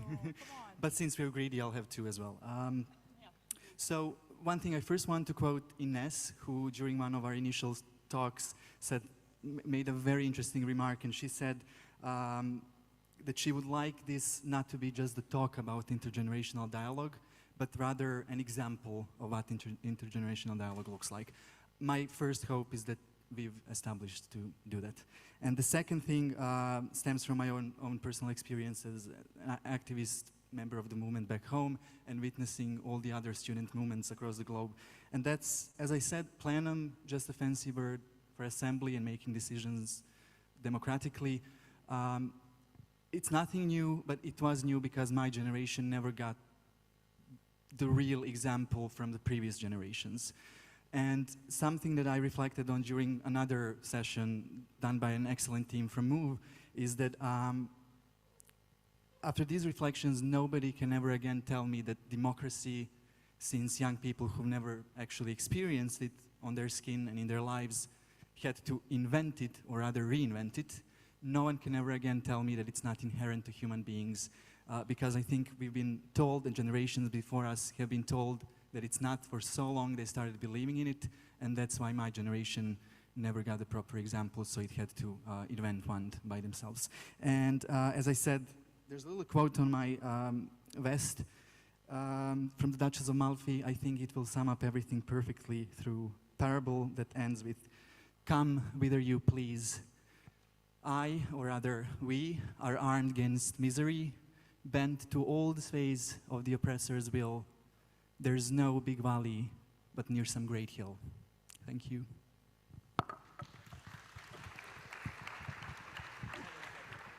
Okay, this is ironic given this is ICSW organized by Civicus, which is a giant organization. The reality of civil society and movements in the next few years is that we have to be less NGOization and more movement building and movement supporting. And some of the INGOs and the big world organizations have actually become almost like the corporations, those multinational corporations that we've been struggling against. We do need to think about becoming smaller, that we become networks of equal units of organizations, of movements, because the reality is that donors are either giving tiny grants or they're giving mega grants. And there does not seem to be much space for youth-led organizations that are localized and that are medium-sized. And that's not just youth-led organizations. There's refugee-led organizations, there's community-led organizations that don't have enough air or resources because they don't fit from one extreme to the other. So I think we do need to really think small is beautiful, that we do need to think about, if you're talking about localization, localization does not take place from a trickle-down effect. So we cannot mirror those capitalistic ways of resource sharing, because we do need to recognize, if we're talking about equity and the equality of movements and groups, then we have to really think that do we have the courage and do we have the trust in each other not to engage in mega organizations and start organizing smaller but with equality? Because I think it is, in the end, it's networks that are powerful, and that it's networks that are more resilient. The bigger we are, the harder we fall. And a lot of us are coming towards a fall. So donors also need to be less lazy and more flexible in understanding that they cannot subcontract their responsibilities to a large organization in the hope that giant grants will trickle down to the local level. There's not enough resources for that to happen. Amazing. Thank you so much, Debbie. And can we give all the panelists today a round of applause? What a powerful way to end our conversation. And also thank you, each and every one of you, to be part of this very important conversation. I think a few themes, please allow me to very quickly summarize, that really stood out in our conversation. Firstly, to have the courage to innovate, to keep evolving and reflecting on how we organize, how we fund, and how we lead. And perhaps de-NGO-nization, might be a way forward. And secondly, I think the importance of genuine power sharing, not symbolic, but structural and meaningful implementations. And I think breaking the ecosystem, so Debbie, I'm taking all the quotes from you, might be a good way. I stole that. So, we're all using it, recycling it for good causes. And finally, the reminder that intergenerational collaboration is not just about succession, it's about solidarity and recognizing that every generation brings something so unique and essential to a better future ahead. So the manifesto launched just now also gives us a very clear and collective blueprint for intergenerational action and sustainable youth-led transformation. So for us at Civicus, I'm sure we are truly committed to the key calls of the manifesto, and it's also now up to all of you, all of us, as allies, champions, and conveners, to really step up to the call and to actively support the adoption and normalization of the Youth Manifesto across everything we do as leaders of change. So before I end, can I ask everyone to shout something? So I was thinking, we are thinking about all the change we would like to achieve. Can we do something, maybe a bit cringe, but I will shout yes, and then you will shout we will, and then I say yes, and then we can. And the context, obviously, is we will be inclusive, supportive, and not committing you to do anything crazy. Are we good with that? So I will shout yes, and then we will, and then yes, we can. Okay? Yes, we will. Yes, we can. Thank you so much, everyone.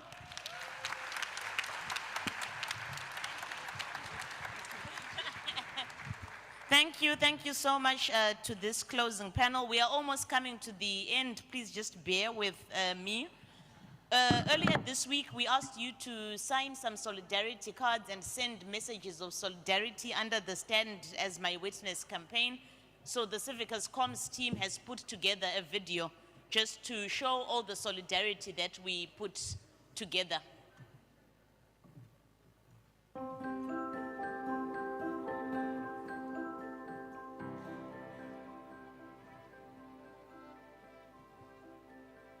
For all the victims and people who tried to stand on behalf of the humanity and for freedom, we stand together. They will try to silence you, but the voice and your fight continues. I stand as a witness. Today, I stand to honor and to acknowledge the freedom fighters and the human rights defenders across the world. Your bodies might be imprisoned, but your voice and the values you stand for will continue to fight for justice. We're in this together. I stand as a witness. They might have imprisoned your body, but they cannot imprison your courage. They made your voice lower, but they cannot make us to listen much more closer. So we are fighting with you outside of the prison. Please don't lose your hope. To everyone behind bars all over the world, to all the activists from the MENA region, and specifically Egypt, we stand by you, we support you, we trust you. Your courage reminds us that freedom has a cost. And to Huda, we support you until you're free. The wrongful incarceration of activists all around the world is a cheap and cowardly form of oppression. And for every voice silenced, there are 1,000 more that will not be ignored. I stand as their witness. Today I stand with Indigenous freedom fighters who have been unjustly incarcerated all around the world. Their courage is the banner that we carry towards a future of justice, equity, and freedom of expression for all. I stand as their witness. I stand with the over 800 political prisoners in Venezuela and the thousands of activists around the world behind bars. We are stronger than the fear that is being imposed on us. We won't stay silent. We will keep fighting. You are not alone. Around the world, HRDs are being silent, not with words, but with prison walls. They call it law and order. We call it censorship by detention. Detention has become a form of censorship, a way to punish those who defend their communities and expose injustice. But these activists are not criminals. They are citizens. They are defending justice, equity, and human dignity. We demand their immediate release. Their voices will not be silenced.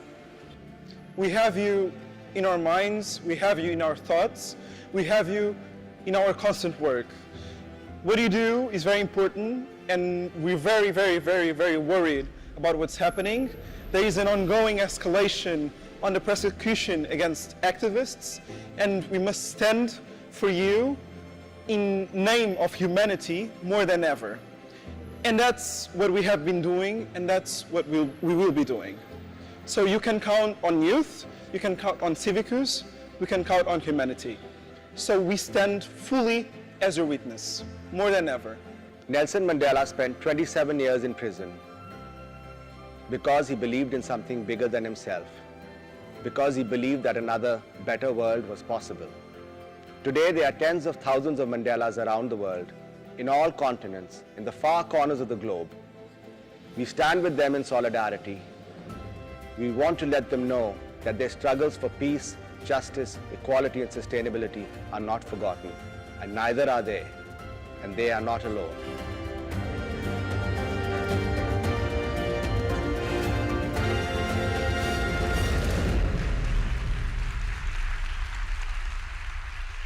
Thank you, thank you, thank you.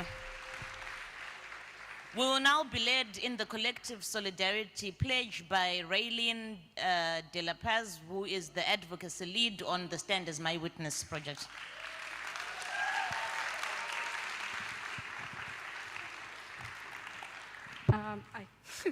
Hi, good afternoon, everyone. So I'm Raylene De La Paz, the Advocacy and Campaigns Manager of Civicus, the official timekeeper for ICSW 2025.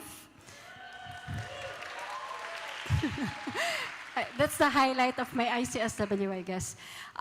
Okay, so before I read the pledge, I'd like to take this opportunity to thank everyone who have contributed to the Stand As My Witness campaign, not just during the ICSW, to the partner organizations who helped us in this work of ensuring that there's protection and support for human rights defenders. And we thank everyone who, of course, expressed their solidarity messages through the video and the postcards, especially those who returned the postcards to us and did not take them home as souvenirs. Because, of course, we will send those postcards to the human rights defenders. We've actually already sent some postcards to a few of them the past days. And before I read the pledge, I'm thinking of requesting everyone. Okay, so they're now putting out the postcards from their bags. you can give them to us. So anyway, I'd like to encourage you to do two things, if it's okay. There's no timekeeper now, so I can take up time here.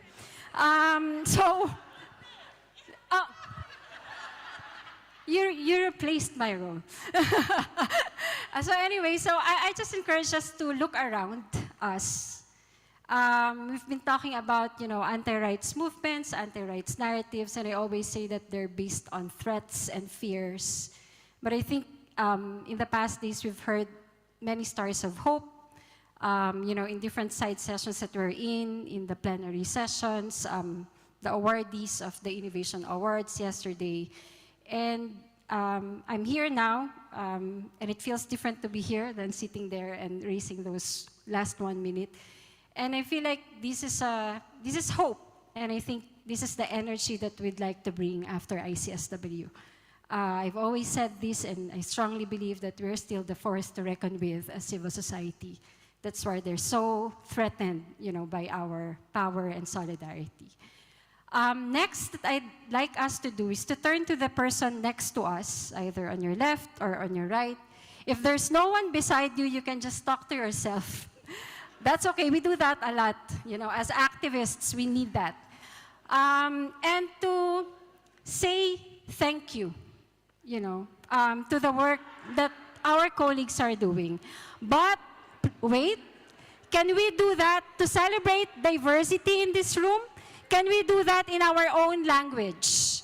Whether spoken or sign language, let's thank the person beside us for the great work that we're doing in such a time as this. I think we need to celebrate, all the work that we're doing wherever we are, whatever we do. Just last 30 seconds, I'll still be a timekeeper here. Okay. Thank you so much. Now we read the pledge. Can I encourage everyone to please stand up? Those who can stand up, those who are comfortable standing up, can we all please stand up? And then I will read the pledge, which now I cannot find from my phone. Wait. This is so anticlimactic. Let me reset my phone quickly. Yeah. Oh, yeah. No, I can't see it. Yeah. It should be here. Yes, please. But do we have the pledge up there? Okay. Let's clap our hands. I'm looking for...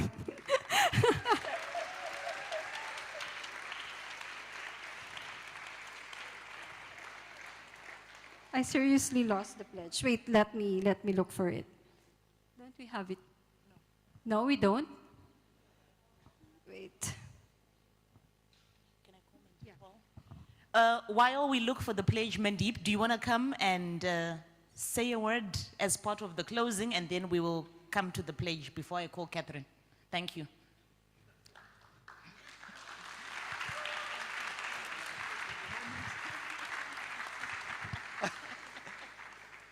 So Telda, I put together something to sum up International Civil Society Week, but I'm just going to put it up online.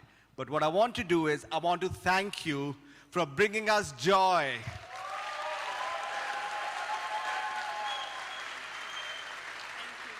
For making us feel welcome. And for being so intuitive. Please, another round of applause to Telda.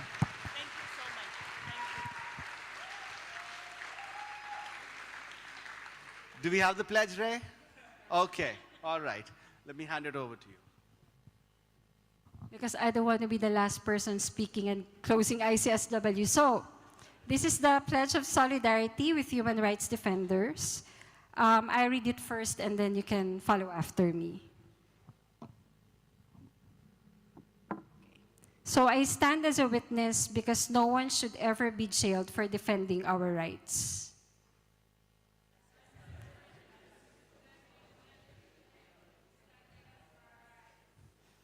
I pledge to raise my voice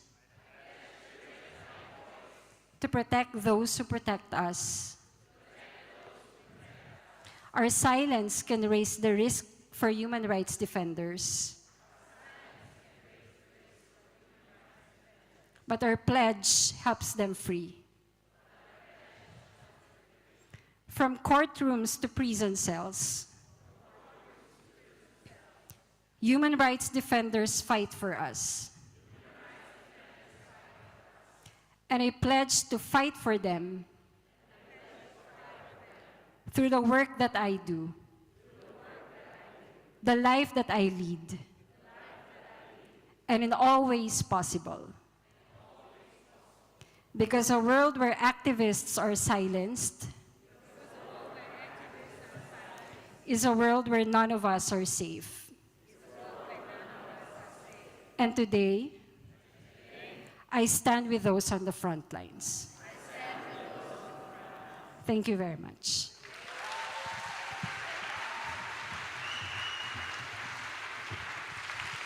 Thank you, thank you, thank you, thank you, thank you. So we have the last set of thank yous. I will not be back on stage. I just want to thank Shupi Kai. Where are you? Where is Shupi? Shupi? Thank you, thank you, thank you. Thank you.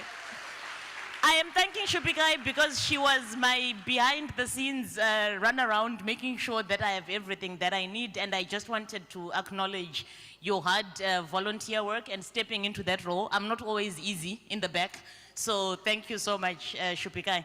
I think I can now call on Catherine Archibald, who is the Membership and Networks Lead. Catherine was also the amazing coordinator of the International Civil Society Week.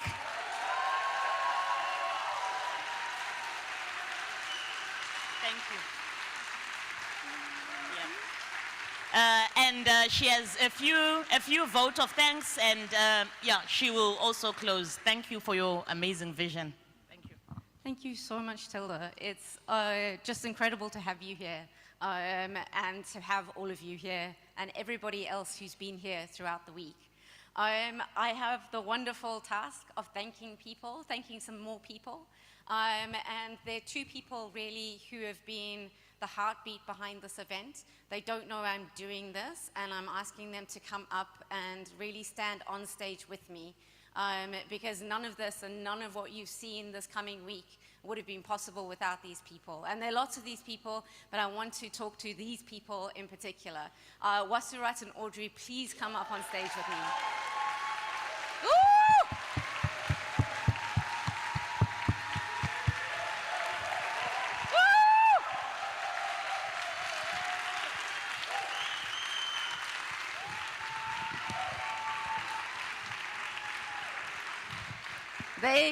These two people have been the heartbeat of this event. When everything has felt chaos, they have been behind the scenes, they have been calm, you bring them a crisis, and they are the ones that have figured it out. So Audrey and Wasu, like, massive thanks, not just from me, but from every single person in this room, and from everybody who's had an incredible time. And I have even more thank yous. So I'm going to be inviting more people up to come and stand with me, because I don't want to stand on the stage by myself. I'd really love to thank the Asia Democracy Network. So please come up. They have been our partner. They have been the one who has guided us through all of these things. They've walked alongside us as we've brought almost 1,000 people from around the world to this beautiful place, to this beautiful city. The Asian Democracy Assembly has been part and under the umbrella of ICSW, and so many of us have had the opportunity to be part of the inspiring event. Would you like to say anything, Icha? I don't want to be anticlimax, just say thank you for everyone, for this wonderful audience, for coming to Bangkok. I never imagined you consider Bangkok to talk about the civic space, democracy, and human rights situation, as our region is really in dire needs of the solidarity. So this wonderful crowd normally happening in Europe, US, or some other places. I cannot imagine this happening in Bangkok. Yet, I would like to see more Asian to be here. Anyway, thank you for your great work. Thank you for Civicus, for these wonderful corporations. And then when you leave home, don't forget to carry along with you the Asian solidarity, the Asian friendliness, and we welcome you always, anytime to come back here. Thank you so much. Thank you so much, Uchel. So the next people, I think we're going to have more people on stage at the end because there's so many people to thank than we have in the audience. But the next people I would like to invite on stage is Ajahn Jiti and Thammasat University. Thammasat, we have been in this place. They have been our truly gracious host. In this place, in this campus, which is filled with history and ideas and activists. It has truly been an honor to be here. Thank you so much for everything from the bottom of our hearts. You've given us such an incredible welcome, and not just us, everybody around the world. And I'll always carry this experience in my heart and all of our hearts. You're welcome. You're welcome. Please excuse me that I have to read because I'm not good at, speaking in English in the public. But it will be short. Dear friends, partners from all around the world, on behalf of Thammasat University, it is a true honor and a deep joy to deliver this small closing remark to the International Civil Society Week 2025. For the past few days, our campus has been alive with voice and ideas from more than 80 countries across languages, beliefs, and continents. We have come together with one shared purpose: to imagine and to act for a more just, inclusive, and sustainable world. For us at Thammasat University, this has been much more than an international event. It has been a profound journey of learning, humility, and solidarity. We are deeply grateful to our co-organizer, Civicus and ADN, and all our local and international partners for your trust and tireless coordination.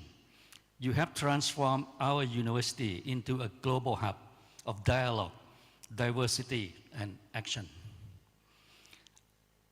Over the course of this week, we have tackled some of the most urgent issues of our time: the accelerating impacts of climate change, the widening gap of inequalities, the erosion of human dignity, and the continuing struggles for human rights and democracy. We have listened to the voice of those who face exclusion, displacement, injustice,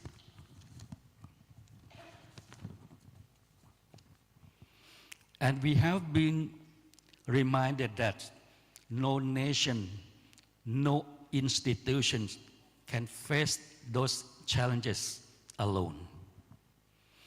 Our gratitude also goes to the hundreds of volunteers, staff, and students. Any of them are here? Students, volunteers, please stand up. Thammasat staff, please stand up. Volunteers, where are you? Yeah, we have more than 100 volunteers working with us, and about 90 Thammasat staff also walking around in different schools.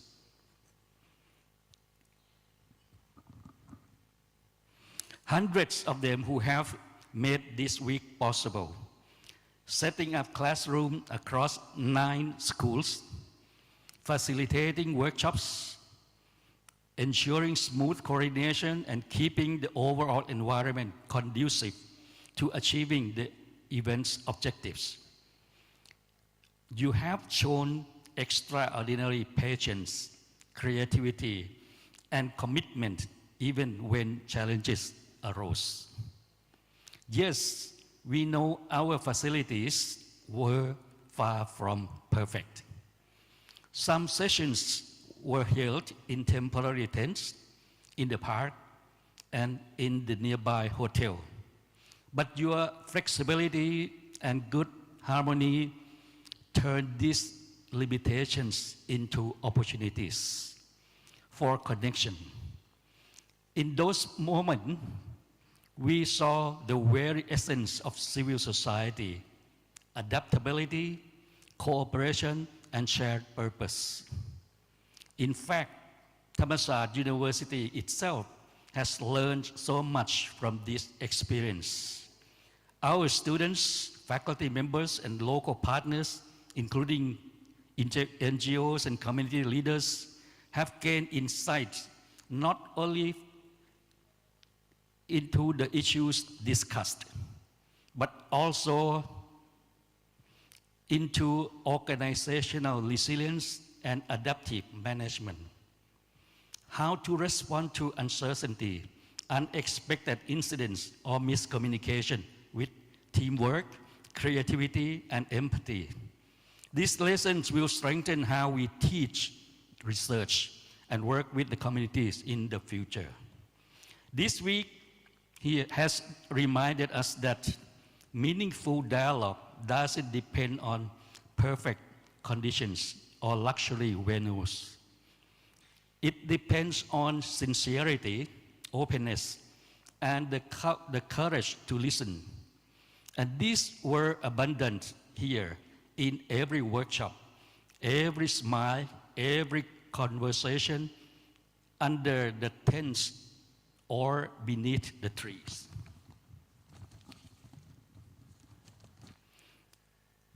As we close, I hope each of us carries home not only new knowledge, but also renewed hope.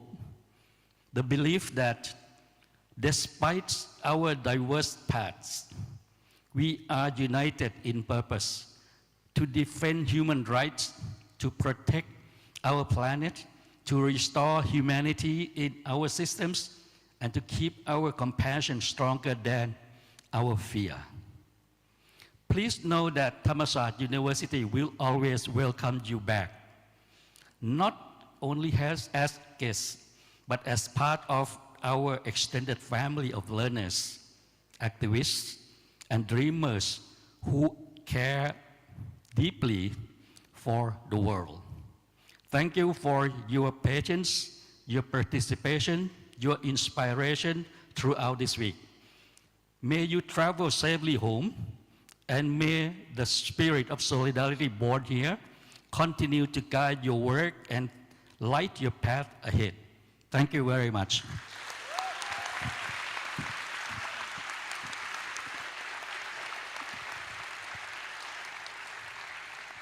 Thank you so much. I've had goosebumps so many times this week, and not because of the air conditioning, because of incredible people and what they've brought to these conversations. I promise I only have a couple more groups of people to invite to the stage, and then you can go to your dinner and drinks and more networking. But again, I'd really love to invite to the stage the representatives from the Asia Pacific Social Forum. You might have noticed that there's another event that's happening at the same time. And as our friend Ichal put it, we're separate but together.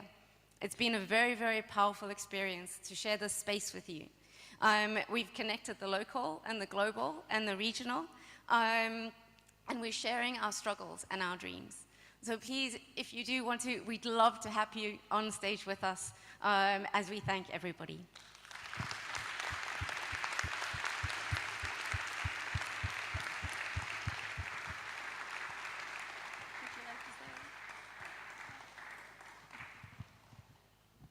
Okay, so we're in the final stretch.